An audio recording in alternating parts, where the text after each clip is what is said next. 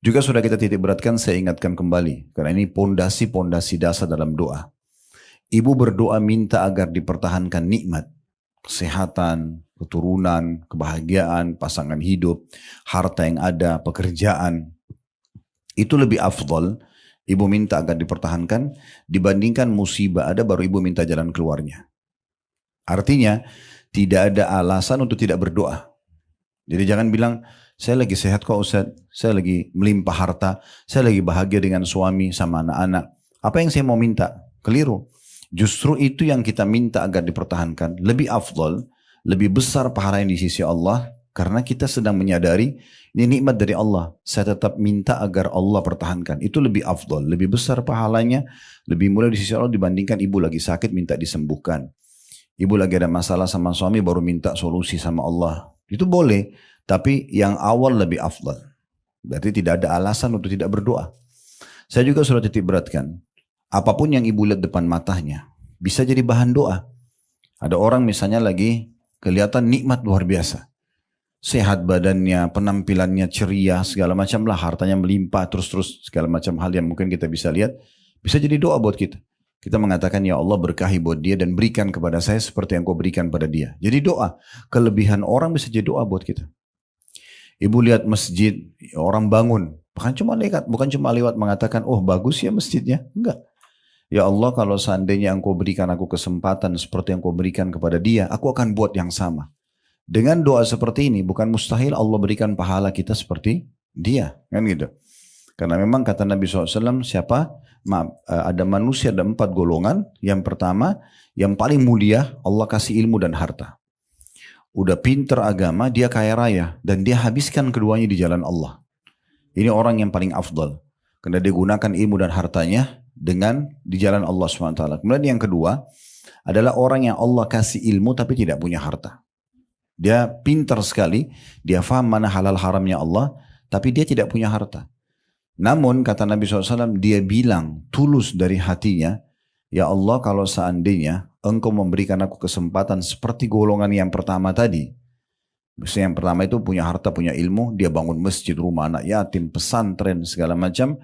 Dan yang kedua ini tidak punya harta, dia nggak bisa bangun pesantren, nggak bisa bangun masjid dan segala macam. Tapi dia dengan niat tulusnya dan ilmunya dia mengatakan, ya Allah kalau seandainya engkau berikan aku seperti yang kau berikan si fulan, yang golongan pertama saya akan buat yang sama. Kata Nabi SAW dengan niatnya itu, dengan ketulusannya Allah akan kasih pahala mereka sama. Bayangkan hadis ini bu, kalau ibu setiap lewat di satu jalan, ada masjid dibangun, bukan cuma lewatin. Ya Allah kalau engkau berikan aku kesempatan seperti orang yang bangun masjid ini, aku akan lakukan juga. Berapa banyak masjid? Di Jakarta Selatan itu kalau tidak salah datanya 2000 lebih ya. Sekitar begitu ya. Seluruh Jakarta itu di atas 12.000, 13.000 masjid dan musola. Berapa banyak kita bisa dapat pahala dengan doa kita itu. Belum kita bicara pesantren, belum kita bicara rumah tahfidz Quran, belum kita bicara semua majelis ta'lim. Orang yang buat majelis ta'lim misalnya, kita belum bisa punya kesempatan, kita berdoa. Berharap kita bisa buat seperti mereka. Setiap kali lihat orang pergi haji dan umroh, jangan cuma bilang, oh dia pergi haji dan umroh ya. Kenapa enggak berdoa? Kenapa enggak jadikan itu momen untuk mendapat pahala yang sama? Ya Allah kalau engkau berikan aku kesempatan yang sama, aku akan lakukan. Maka sama pahalanya. Kan gitu. Nah ini poin yang tidak boleh luput dari kita berhubungan dengan masalah doa. Dan hati-hati juga dengan golongan ketiga dan keempat. Kalau golongan ketiga adalah orang yang Allah kasih harta tapi tidak punya ilmu. Habis uangnya bangun karaoke, diskotik, foya-foya, judi, mabuk. Misal, dia tidak ada ilmu agama, dia punya harta melimpah. Jadi disalahgunakan hartanya. Ini orang yang buruk kata Nabi SAW. Golongan keempat lebih buruk lagi. Nggak punya ilmu, nggak punya harta. Udah bodoh, miskin. Tapi yang dia lihat golongan ketiga. Yang punya harta habis untuk maksiat. Maka dia mengatakan kalau saya punya harta yang sama saya buat seperti orang ini. Maka sama-sama dosanya. Dia nggak bangun diskotik, dia nggak bangun karaoke, dia nggak judi. Tapi sama dosanya karena dia niat ingin seperti orang itu. Jadi poin-poin seperti ini harus betul-betul menjadi pondasi dasar. Ya. Jadi kalau orang punya kelebihan depan mata kita bisa jadikan momen untuk berdoa. Begitu juga kalau orang punya kekurangan. Ada orang cacat salah fisik, ada orang lebih sedikit misalnya kedudukannya di depan di mata masyarakat daripada kita, lebih sedikit hartanya. Kita bisa jadikan doa misalnya, atau ada ujian pada dia.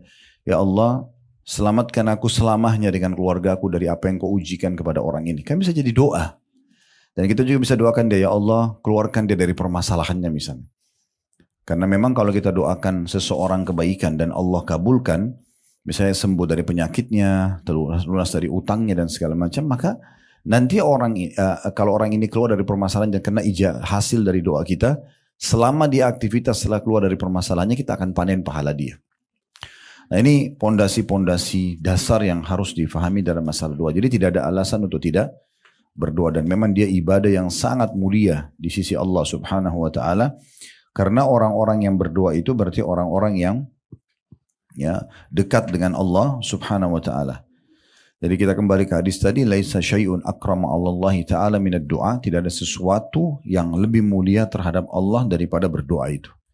Itu ada di pasal sebelumnya ya, di pasal kedua, di poin nomor 7, di halaman 21 ya. Itu tentang masalah ya, bagaimana tidak ada yang lebih mulia di sisi Allah daripada doa.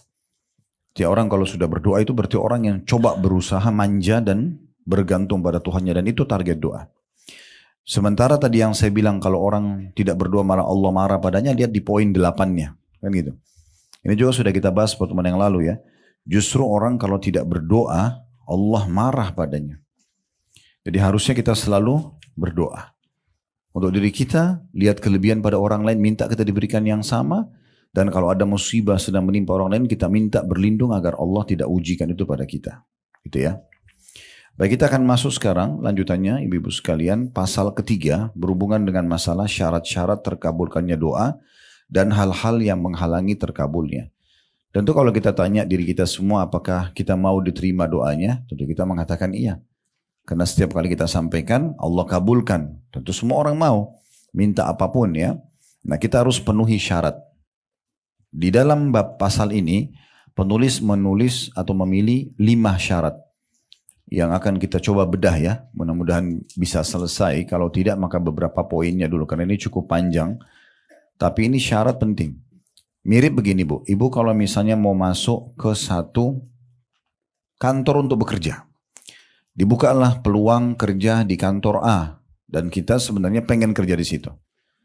Lalu kita hanya lewat dan mengatakan saya pengen kerja di sini. Kita nggak pernah tanya, nggak pernah ikutin syaratnya. Gimana caranya?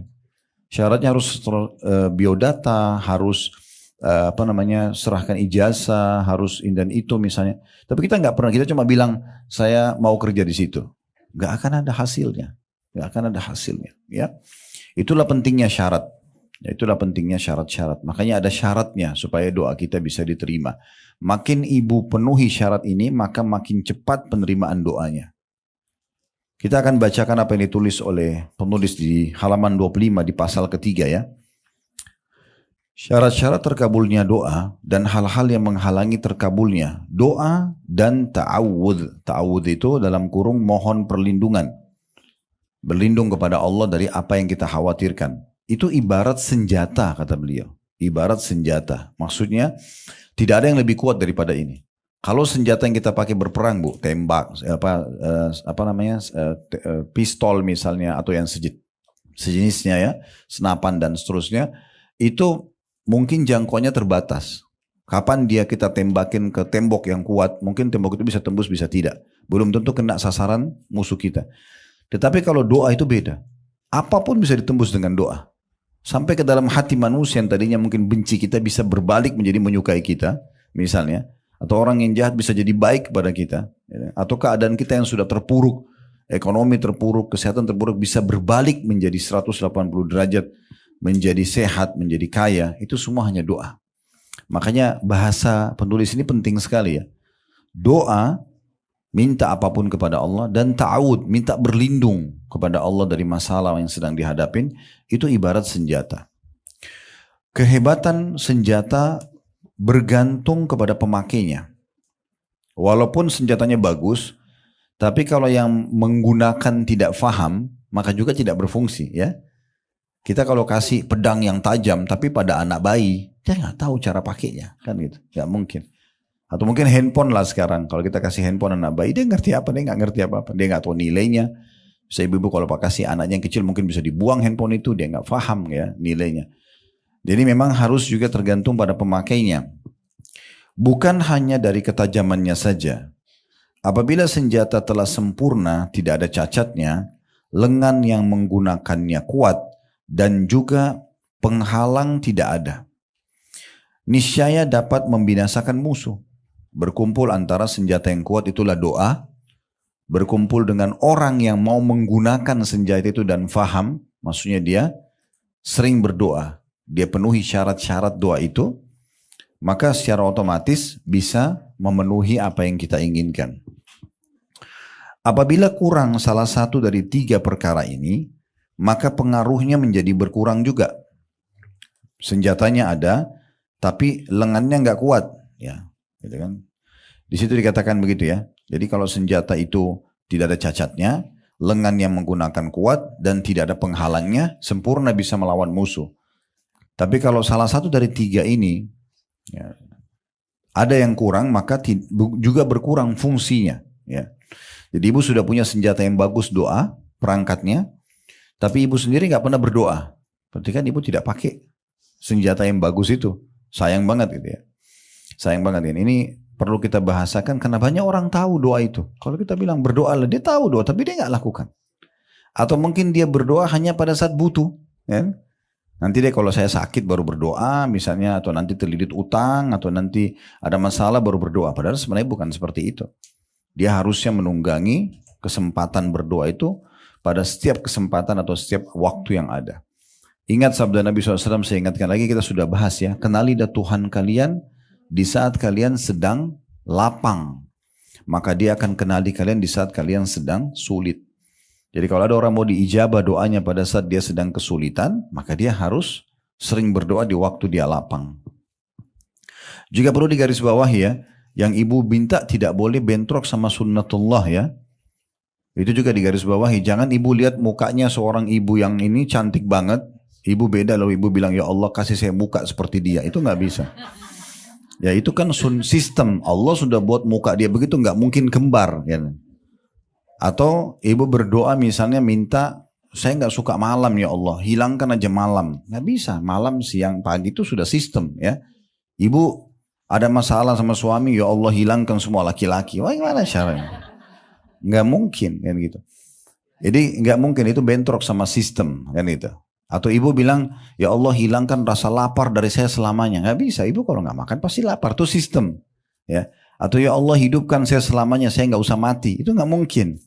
Jadi selama tidak bentrok sama sistem yang Allah sudah buat atau sunnatullah itu ya. Lalu dikatakan demikian pula dengan doa. Apabila isi doa tidak baik, atau orang yang berdoa tidak menggabungkan antara hati dan lisannya, atau adanya penghalang bagi terkabulnya doa, maka doa tidak akan berhasil. Jadi maksudnya kalau ibu misalnya, Ustaz saya sudah lama berdoa tapi saya belum lihat hasilnya. Coba ibu lihat dulu nih poin-poinnya. Ya. Ibu sudah penuhi syarat-syarat belum? Syarat-syarat nanti akan kita bahas satu persatu ya. Di pembahasan pertama dari pasal ketiga ini. Masalah syarat-syaratnya gitu ya. Maka itu sudah terpenuhi semua belum? Kalaupun sudah misalnya terpenuhi, nah sekarang berapa lama ibu sudah berdoa? Kan itu juga ada waktu ya. Jadi mirip sama dosis obat. Kalau ibu berobat ke dokter bisa sembuh, tapi minum obatnya 3 hari misalnya antibiotiknya, atau sampai habis 1 minggu misalnya. Itu kan ada dosisnya.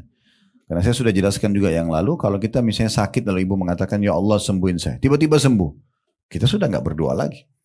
Maka tertundahnya dalam beberapa saat ya, seperti ibarat dosis obat doa itu akan membuat seorang hamba terus dalam doanya.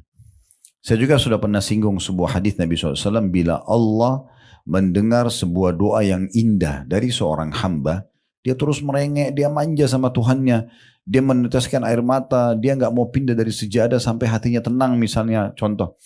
Dan belum Allah kasih, kalau Allah dengar doa yang indah itu, Allah sengaja menunda jawaban doa itu.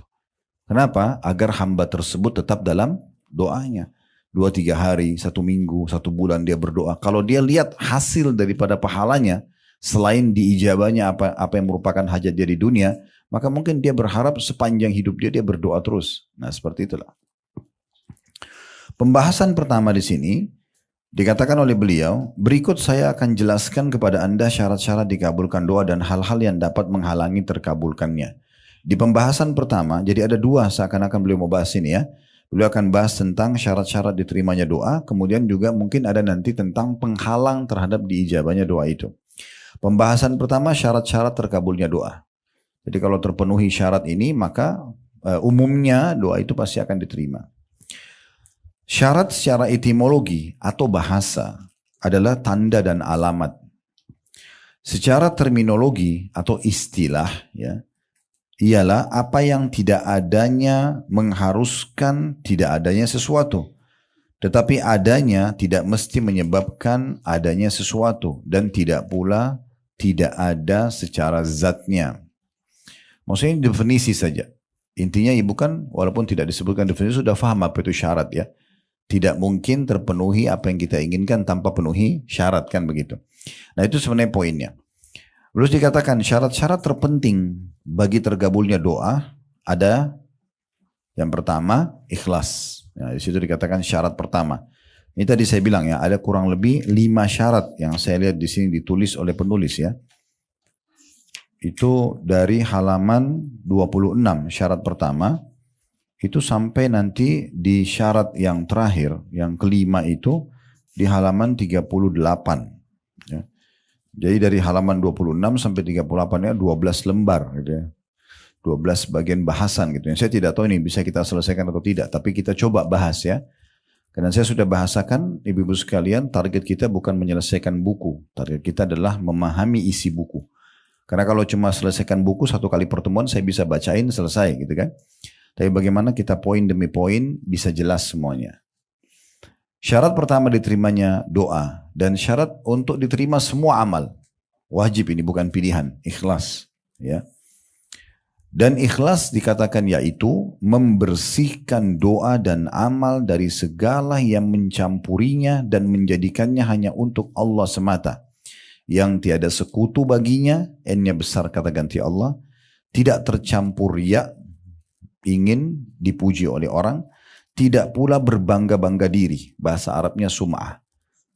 Saya sudah sekian tahun berdoa, saya sudah bangun sekian banyak masjid, nah gitu ya. Bukan mengharap materi yang bakal sirna dan bukan pula karena berpura-pura berdoa. Melainkan mengharap pahala dari Allah dan takut kepada azabnya serta mengharapkan keridhaannya. Ini 1 paragraf kurang lebih definisi sekaligus penjelasan tentang apa itu ikhlas. Ya. Saya ulangi lagi diperhatikan, ikhlas itu yaitu membersihkan doa dan amal dari segala yang mencampurinya. Dan menjadikannya hanya untuk Allah semata, yang tiada sekutu baginya, tidak bercampur riya, tidak pula berbangga-bangga diri dengan ibadah atau doa itu, bukan mengharapkan materi yang bakal sirna. Jadi berdoa supaya dibayar orang gitu ya. Karena banyak orang begitu datang berdoa supaya dapat duit, dapat makanan misalnya. Dan bukan pula karena berpura-pura saja. Karena orang lagi diat atau depan kamera, jadi angkat tangan berdoa ya. Seperti biasa dekat Ka'bah itu banyak orang gitu ya. Angkat tangan seakan-akan berdoa lalu difoto sama temannya. Dan depan orang semua lagi. Saya nggak tahu apa maksudnya. Kita mau jabarkan bukan riya. Dari mana gitu. Ya. Karena dia sudah angkat tangan tidak lagi berdoa. Pura-pura gitu. Melainkan dia betul-betul tidak ada semua itu mengharapkan pahala saja dari Allah. Dan juga dia takut kepada siksa Allah kalau tidak berdoa ya. Dan juga mengharapkan keridhaannya. Sesungguhnya Allah telah memerintahkan ikhlas dalam Al-Quran. Salah satu ayatnya atau dimulai dari ayat surah Al-A'raf ayat 29. Qul amara rabbi bil qist wa aqimu wujuhakum 'inda kulli masjidin wad'uuhu mukhlishina lahud-din kama bada'akum ta'udun. Katakanlah, Rabbku menyuruh menegakkan keadilan. Dan katakan pula, hai Muhammad, luruskanlah muka atau dirimu di setiap sholat dan sembahlah Allah dengan mengikhlaskan ketaatanmu kepadanya. Sebagaimana dia-nya besar kata ganti Allah, telah menciptakan kamu pada permulaan, demikian pula kamu akan dikembalikan atau kembali kepadanya. Saksi bahasan kita adalah, dan sembahlah Allah. Makna sembah semua ibadah.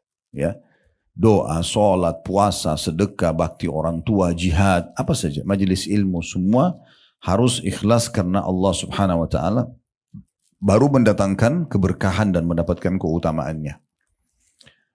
Kemudian dari ayat ini tentunya kita ambil dulu pelajaran, ada dua pesan penting di sini dari Allah subhanahu, atau tiga pesan penting dalam ayat Al-A'raf 29. Yang pertama itu Allah perintahkan berlaku adil, walaupun untuk diri kita sendiri dan orang-orang di sekitar kita. Itu mungkin ada bahasan sendiri bab adil, tapi yang jelas kita disuruh berbuat adil dalam setiap hal.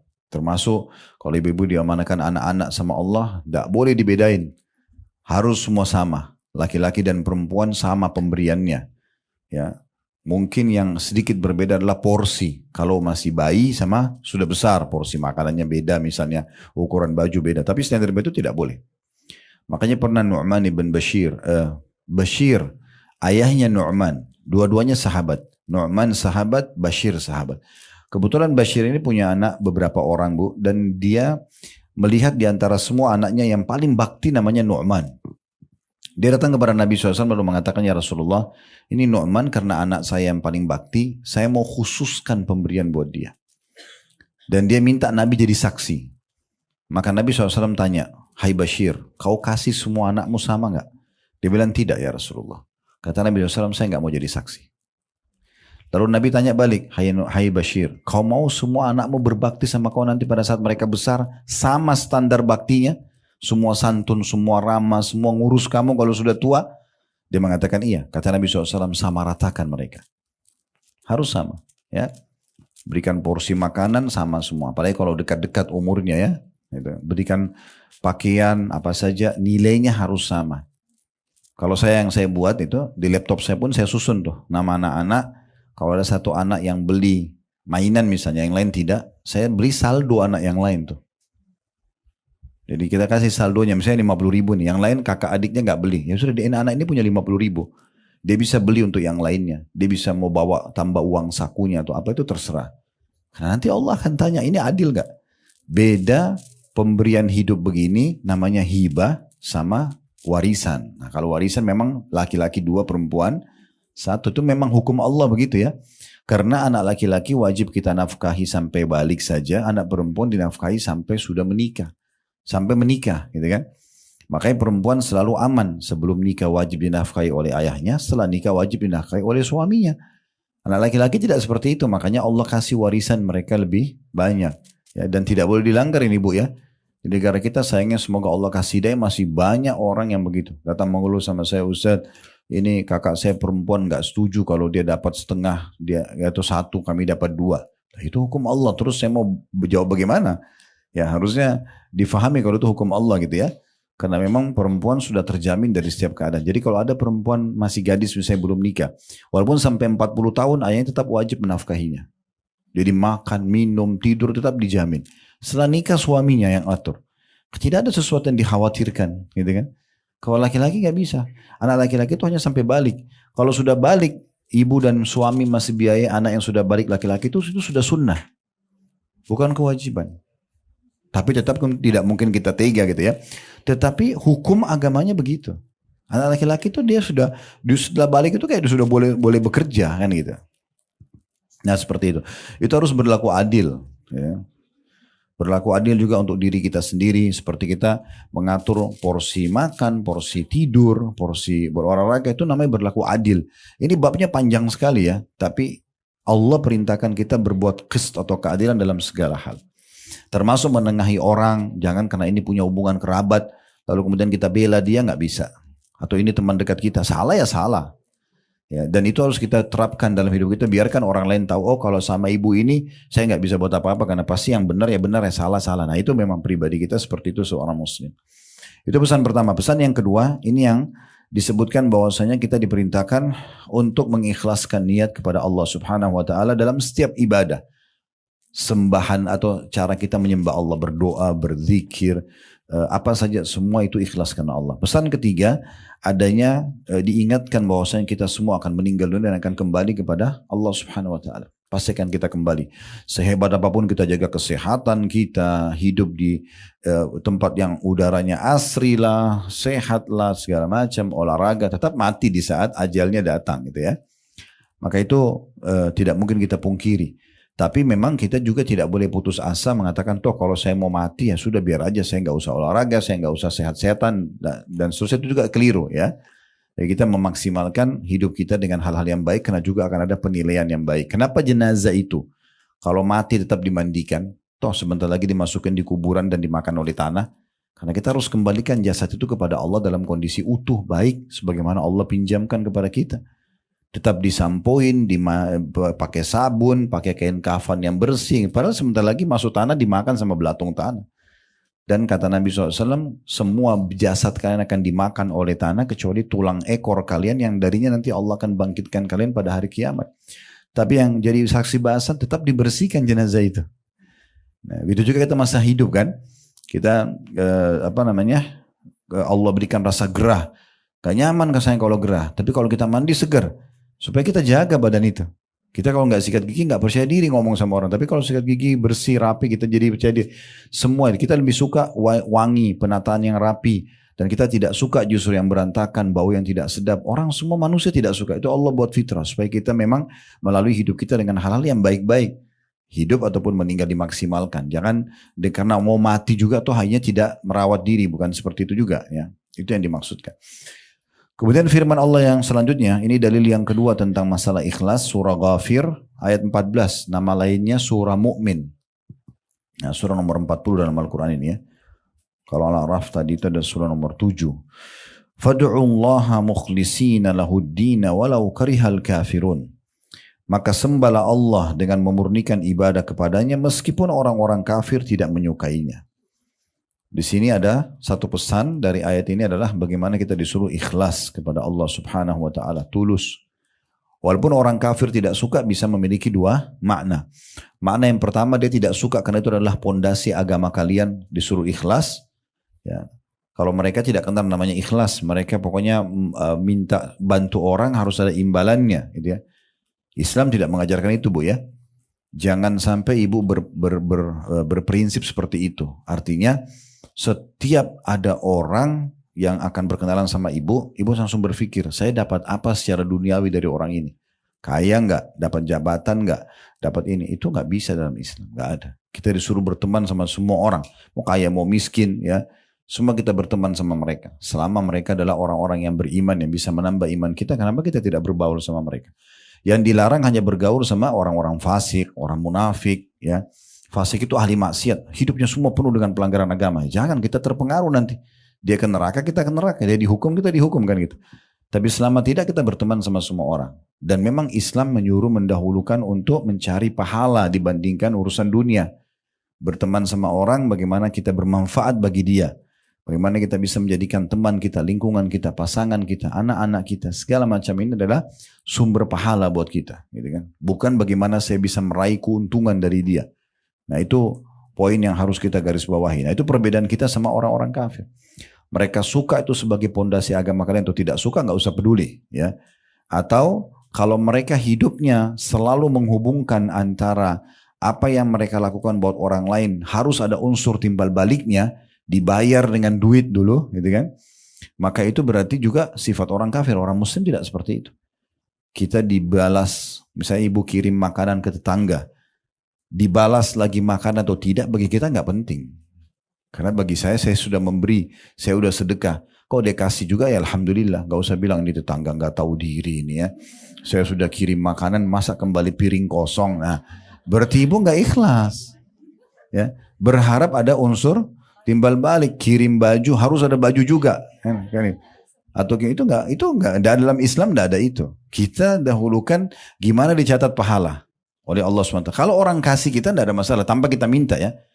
Karena membuka pintu mengemis, minta-minta haram dalam Islam. Haram, nggak boleh. Masuk dalam kategori dosa besar, Bu. Bahkan dalam hadis yang sahih dijelaskan Nabi SAW melarang umatnya meminta-minta kalau masih bisa makan sehari sekali. Kalau masih punya makanan hari itu, nggak boleh minta. Satu kali makan itu sudah nggak boleh minta. Yang boleh itu kalau betul-betul dia sudah kelaparan, dia akan mati kalau nggak makan. Itu baru boleh buka pintu minta. Itu pun minta di saat itu saja. Dan tidak ada sama sekali pintu yang lain. Kata Nabi SAW, tidak ada orang yang membuka pintu mengemis, kecuali Allah akan bukakan baginya pintu kemiskinan. Hidupnya akan terhina. Makanya sebagian ulama salah mengatakan, jangan buka pintu-pintu minta atau mengemis itu, karena dia akan mendatangkan kehinaan pada diri orang tersebut. Sekarang atau jangka panjang, gitu kan. Misal kita minta nih sekarang sama orang. Satu waktu anggaplah ekonomi kita jadi baik. Kita ketemu sama orang tersebut. Mungkin kita lebih baik sekarang ekonomi dari dia. Tapi kan ada kenangan dulu kita pernah minta. Kan begitu ya. Jadi lebih baik kita mulia. Dan Islam mengajarkan kepada kita kalau mau sesuatu ada jasa yang kita berikan. Kerja, ambil hasilnya. Itu gak ada masalah. Tapi kalau mengemis ya, ada orang subhanallah ini jadi penyakit secara jiwa. Sudah mampu pun datang ke rumah temannya selalu lihat barang apa. Bagus buat saya ya. Langsung main ambil. Ini gimana? Kan orang belum tentu punya lagi kan gitu. Tapi mungkin karena dia tidak enak dikasih. Untuk apa buka pintu itu? Kenapa menghinakan diri kita? Pengen beli kan selesai. Mau gratis terus. Gimana?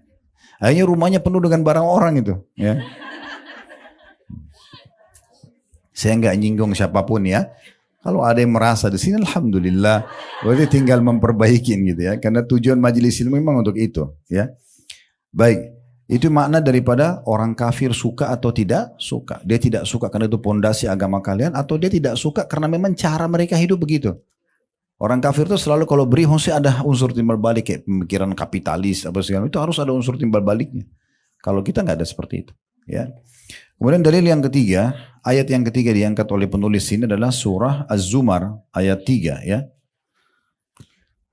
Yang bunyinya ala lillahid dinul khalis walladzina ittakhadhu min dunihi awliya'a ma na'buduhum illa liyuqarribuna ila Allahi zulfa innallaha yahkumu bainahum fima hum fihi yakhtalifun innallaha la yahdi man huwa kadzibun kaffar. Ingatlah kata Allah, makna ingat pelajarilah ya. Hanya kepunyaan Allah lah agama yang bersih, maksudnya dari kesyirikan. Kalau mau jadi seorang muslim tidak boleh ada ya mempartnerkan Allah dengan makhluknya. Dan orang-orang yang mengambil pelindung selain Allah, mereka berkata, kami tidak menyembah mereka, kuburan kah, patung kah, jimat-jimat kah. Kami tidak menggunakan ini, melainkan supaya mendekatkan diri kami kepada Allah dengan sedekat-dekatnya. Sesungguhnya Allah akan memutuskan di antara mereka tentang apa yang mereka berselisih padanya. Sesungguhnya Allah tidak menunjuki orang-orang yang pendusta lagi sangat ingkar. Kita coba bedah di sini, ayat ini menjadi beberapa faedahnya. Yang pertama adalah perintah untuk ikhlas. Ingatlah hanya kepunyaan Allah lah agama yang bersih. Tidak boleh ada partisipasi, dipartnerkan dengan makhluk ya. Karena riya itu kan, ibu sholat, riya. Maksudnya apa? Dia sholat karena Allah, tapi diikuti dengan pengen dipuji oleh orang. Itu kan berarti mempartnerkan Allah dengan makhluk. Itu namanya syirik. Itulah menyekutukan Allah. Itu Allah nggak mau. Allah mau dia murni sendiri. Ibu dilihat orang, tidak dilihat orang, tetap ibadah. Itu ikhlas namanya. Orang lihat tidak lihat, tetap berdoa, tetap sedekah, tetap pokoknya kerjalah ngaji dan segala macam gitu ya. Jadi Allah melarang. Ini faedah pertama dari surah Az-Zumar ayat 3 ini. Kita disuruh ikhlas. Kemudian potongan yang kedua, sesungguhnya adanya ancaman bagi orang-orang yang menyekutukan Allah dengan sesuatu ya. Dan kebanyakan mereka menganggap apa yang mereka lakukan dari sekutu-sekutu itu adalah perbuatan yang baik. Kayak orang pakai jimat ya, mungkin ada perempuan karena mau cantik pakai susuk atau apa itu semua, atau mau supaya laris usahanya pakai pelaris. Semua ini nggak diperlukan.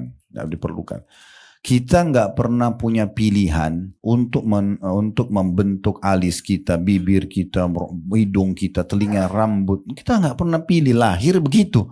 Berarti Allah pencipta sudah pilihkan yang terbaik. Ibu nggak usah khawatir. Allah datangkan nanti orang yang suka itu. Iya. Jadi nggak perlu khawatir. Nggak usah ikuti mukanya dia atau mukanya ini, kan gitu. Saya pernah lihat cuplikan di negara kita ada orang laki-laki, tangannya puntung dua-dua, kakinya puntung. Ada istrinya, ada anaknya. Kuasa Allah. Allah datangkan jodohnya. Cuma kadang-kadang kita yang rewel. Datang ini, terlalu pendek. Datang ini, terlalu gemuk. Datang ini, terlalu hitam. Tidak mau. Datang sinyal Allah nolak terus. Istikharah saja. Kalau hati tenang, bismillah, kita tidak tahu mana yang baik gitu ya. Ada seorang wanita sangat cantik di Madinah. Terkenal sangat solehah dari keluarga baik-baik. Nabi punya seorang sahabat namanya Julaibib. Pernah dengar nama ini? Julaibib ini terkenal di masa Nabi itu dengan orang yang buruk rupa.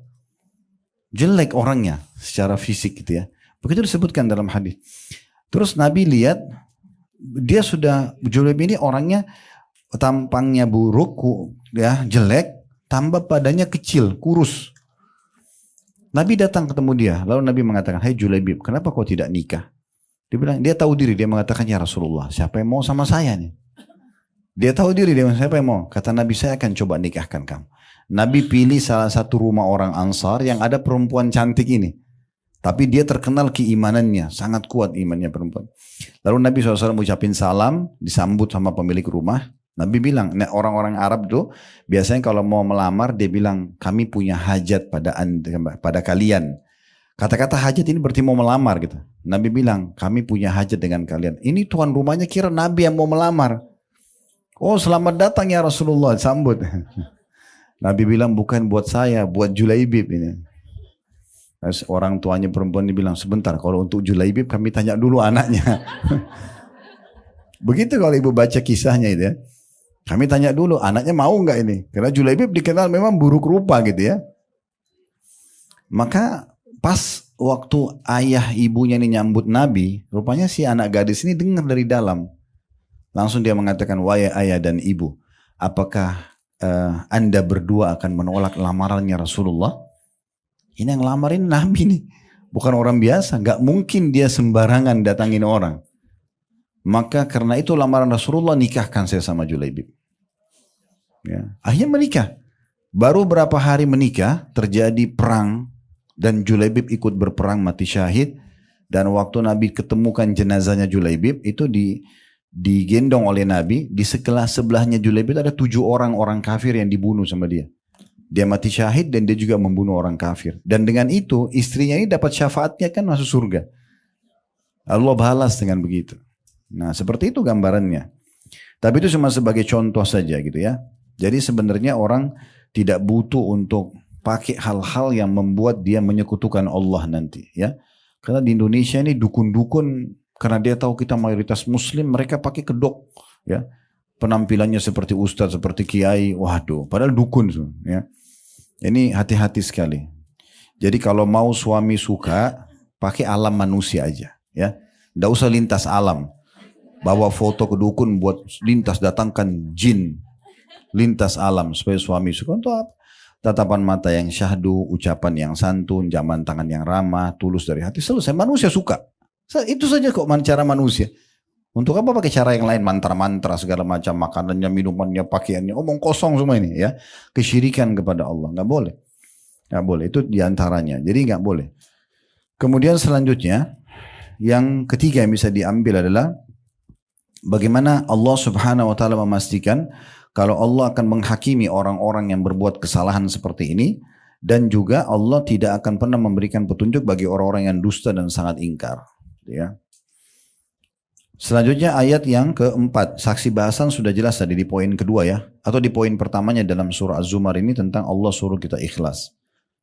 Kemudian selanjutnya surah Al-Bayyinah ayat 5, Allah Subhanahu wa taala berfirman, وَمَا أُمِرُوا إِلَّا لِيَعْبُدُوا اللَّهَ مُخْلِصِينَ لَهُ الدِّينَ حُنَفَاءَ وَيُقِيمُوا الصَّلَاةَ وَيُؤْتُوا الزَّكَاةَ وَذَلِكَ دِينُ الْقَيِّمَةِ.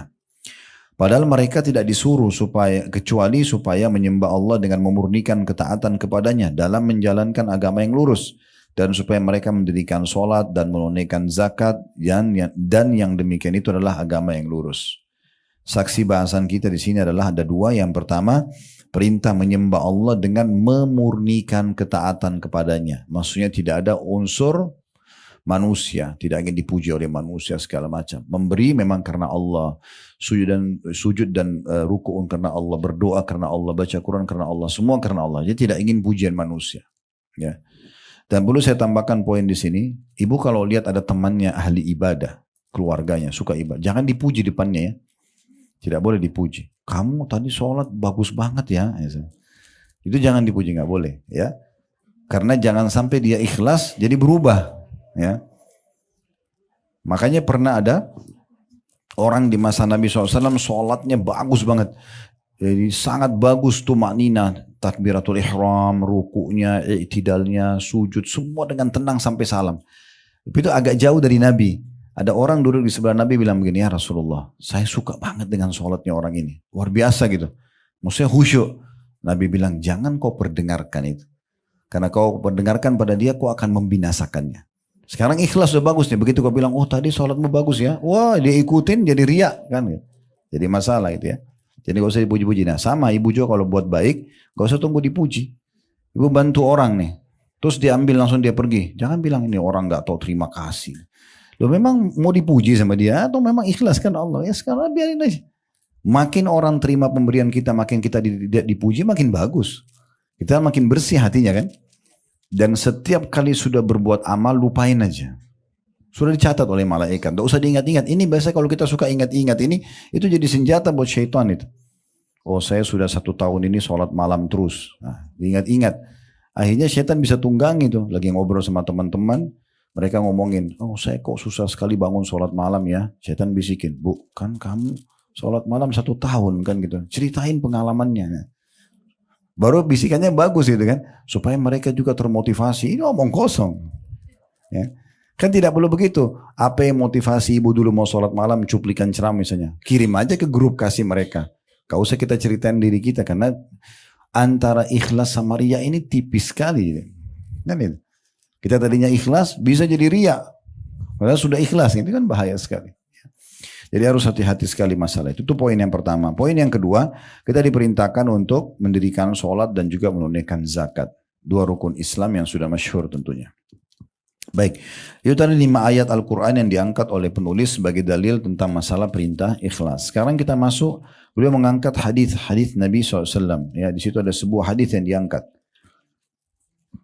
Dari Abdullah bin Abbas radhiyallahu anhuma, ini sepupu Nabi SAW, Abdullah sepupu Nabi, Abbas paman Nabi ya, kita bilang radhiyallahu anhuma berarti berdua gitu ya. Karena dua-duanya sahabat. Beliau berkata bahwa suatu hari saya duduk di belakang Rasulullah SAW dan Rasulullah SAW bersabda kepadaku, ya gulam, inni u'allimuka kalimat, ihfadillah yahfaduk, ihfadillah tajidhu tujahak, idha sa'alta fas'alillah, wa idha sta'anta fasta'in billah, wa'alam anna al-ummata law ijtama'at ala an yanfa'uka bishayin lam yanfa'uka illa bishayin qad katabahu Allahu lak. Walau ijtama'u ala an yadurruka bisyai'in lam yadurruka illa bisyai'in qad katabahu Allahu 'alaik, rufi'atil aqlamu wa jaffatis suhuf. Ya, sebelum saya baca terjemahan ini, hadis yang paling agung berhubungan dengan masalah ya agama kita dan bagaimana menjalin hubungan baik dengan Sang Pencipta Allah Subhanahu wa taala. Pesan Nabi, karena Abdullah bin Abbas itu masih sangat muda ya. Mungkin baru balik gitu ya, maka Nabi bilang, wahai pemuda, ya gulam, saya akan mengajari kamu beberapa kalimat dan ini berarti kita langsung ambil pelajaran pentingnya. Setiap anak-anak muda atau anak-anak yang masih kecil pun jangan pernah dianggap oh belum saatnya saya bicara atau kenalkan Allah sama dia. Justru sejak dini ya. Nak sholat ya karena Allah yang perintah. Jangan ibu yang suruh. Jadi kalau ibu nanti tidak ada dia tidak sholat gitu kan. Selalu ingatkan. Sedekah ya nak, ini karena Allah yang perintahkan. Selalu bawa nama Allah itu ya. Saya kalau sampaikan anak-anak di rumah seperti itu. Akhirnya saya pernah dengar mereka ngomong gitu pada saat saya lagi tidak di situ. Tapi betul-betul mereka tidak tahu kalau saya lagi ada di ruangan yang lain. Tapi saya dengar. Kadang-kadang kalau mereka saling mengingatkan, gak boleh loh, Allah larang. Mereka gak bilang ayah atau ibu. Nah itu poin penting, itu pesan ya. Selalu bawa namanya Allah. Karena secara fitrah manusia tahu Tuhannya. Ya. Sudah tahu Bu ya, kita sebelum lahir di muka bumi ini semuanya, pertama Allah ciptakan Nabi Adam, itu Allah keluarkan dari tulang belakangnya Nabi Adam semua keturunannya. Semua kita ini pernah dikeluarkan, dikumpulkan di Wadi Nu'man namanya di Mekah. Ya, di situ dikeluarkan dan Allah menyatakan dalam Al-Quran itu, Alastu bi rabbikum, bukankah aku Tuhan kalian? Kita semua sudah mengatakan, qalu syahidina. Kita semua mengatakan, ya kami menyaksi engkau adalah Tuhan kami. Makanya ibu kalau duduk dengerin Allah larang, Rasulullah bersabda, itu kayak mudah kita menerimanya. Karena memang fitrah kita tahu kalau kita punya Tuhan gitu ya. Nah seperti itulah. Ya. Jadi tidak sulit untuk menanamkan itu apalagi sejak dini kepada anak-anak. Selalu bilang Allah, Allah itu ya.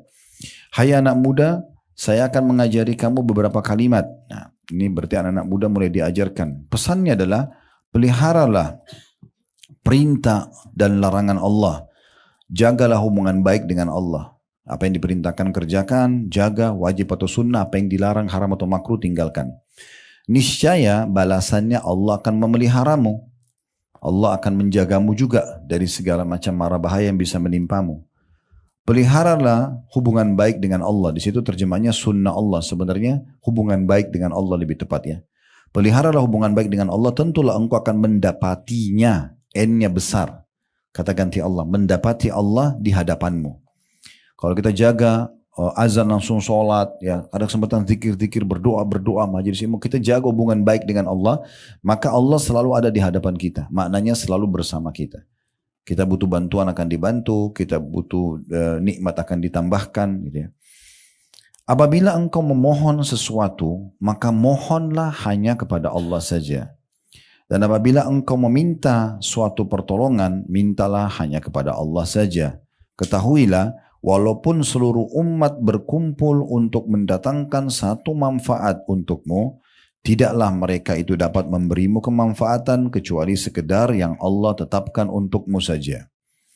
Dan jika mereka berkumpul untuk mendatangkan suatu kemudaratan atau bahaya untukmu, maka tidak juga mereka itu sanggup memudaratkanmu, melainkan hanya sekedar yang Allah telah tetapkan terhadapmu. Qalam atau pena yang dipakai untuk tulis takdir telah diangkat, dan segala lembaran tulisan telah kering tintanya.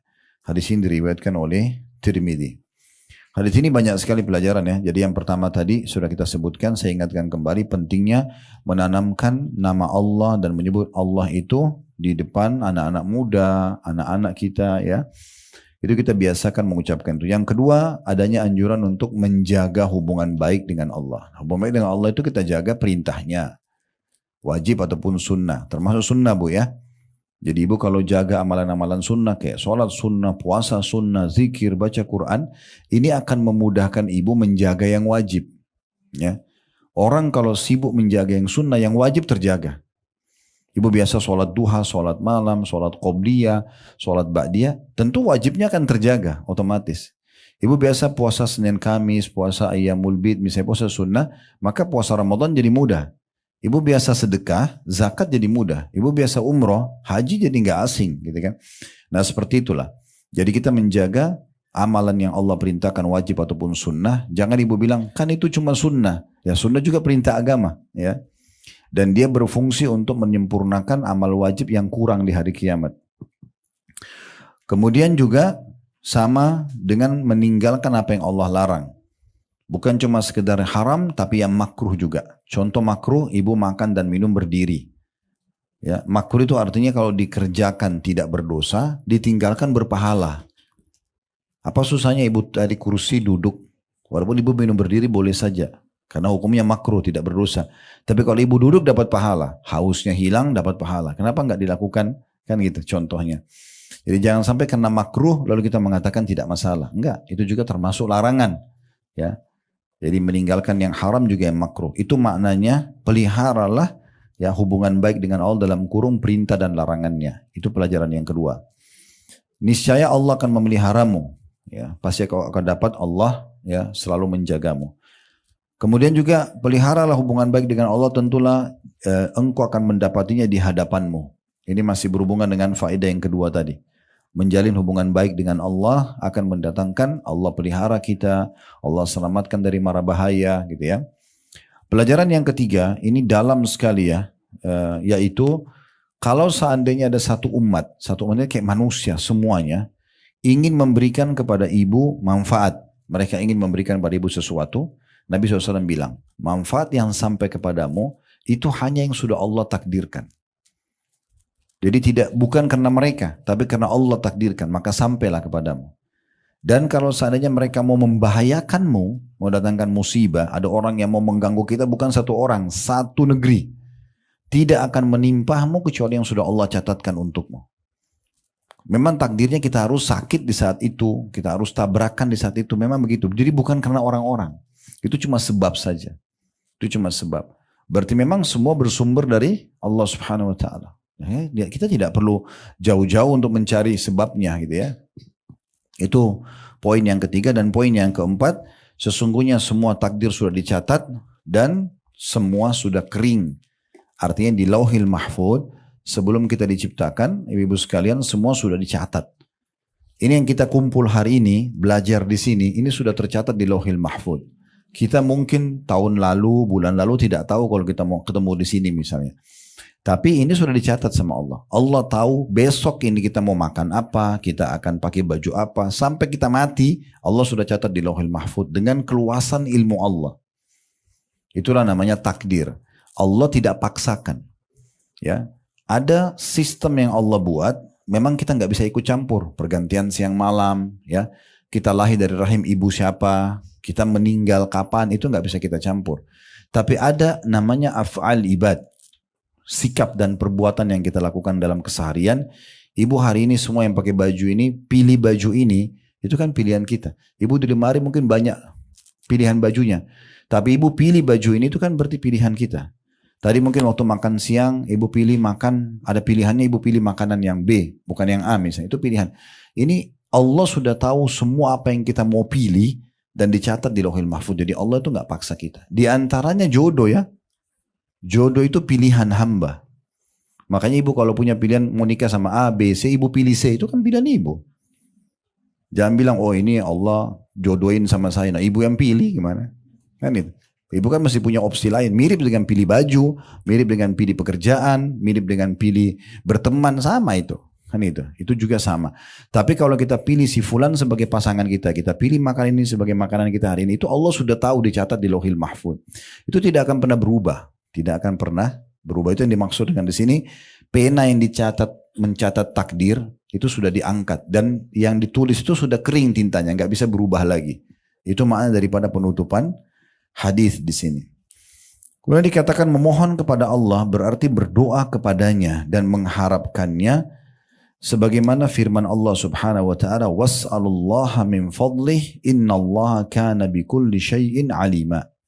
Dan mohonlah kepada Allah sebagian dari karunia-Nya. Sesungguhnya Allah itu Maha mengetahui segala sesuatunya. Jadi maksudnya minta apa saja dari Allah. Jangan ibu minta kepada Allah, Bu, apa yang ibu anggap besar saja.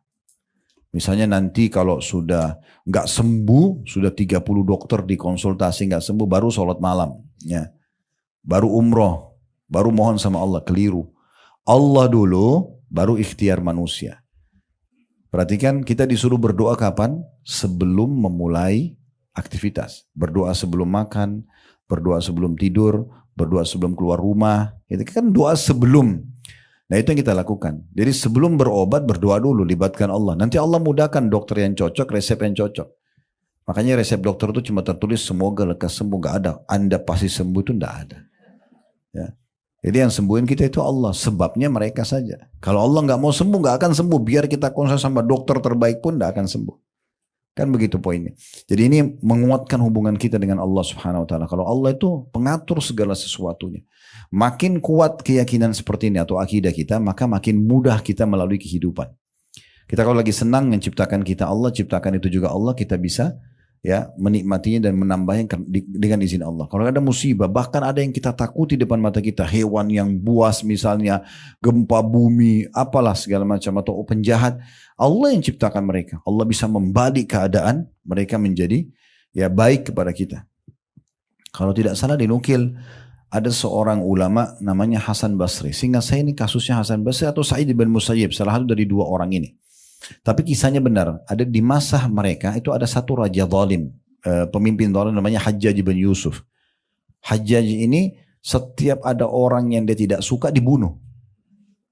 Mau dia ulama, mau dia siapapun, pokoknya pendapat saya begini, bertolak belakang, penggal lehernya. Itu terkenal kejam banget itu, ya. Sampai di istana dia itu terkenal dengan ada kulit hewan unta yang dikeringkan dan ada pedang. Jadi setiap ada orang tolak, taruh di situ, ditangkap sama algunya, dipenggal sama dia. Itu. Satu waktu pernah dia undang, ini tadi saya bilang, lulusan Hasan Basri, mungkin saya belum saya, seingat saya sih mungkin salah satunya ya. Yang jelas datang, dan pada saat dipanggil ini biasanya sudah nasibnya 50% hidup, 50% mati. Karena dia akan tanya banyak hal, menjebak, kalau salah dibunuh gitu kan. Tapi uniknya, pada saat dia datang, tiba-tiba dari depan pintu sudah disambut oleh Hajjaj.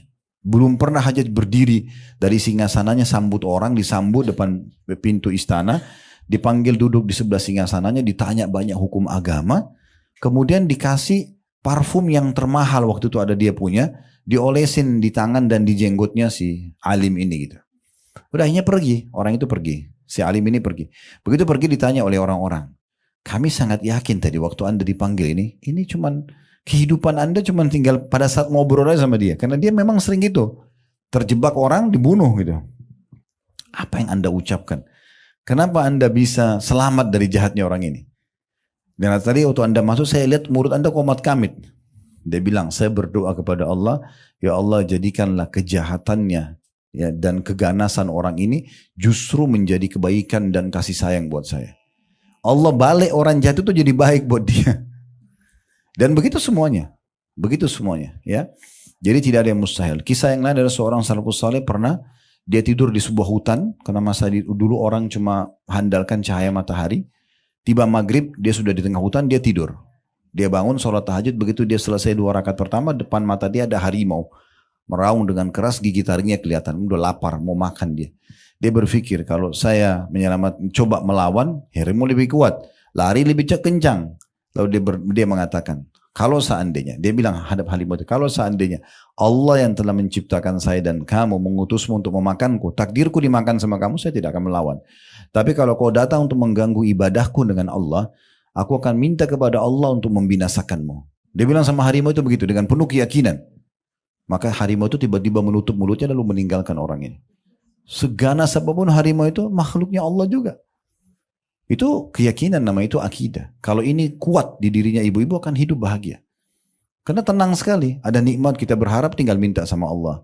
Mau rumah besar, mau amal soleh orang buat, kita bisa minta seperti yang saya bilang. Ada musibah, ada masalah, Allah bisa selamatkan kita. Dengan hanya mohon kepada Allah. Itu kekuatan doa yang luar biasa.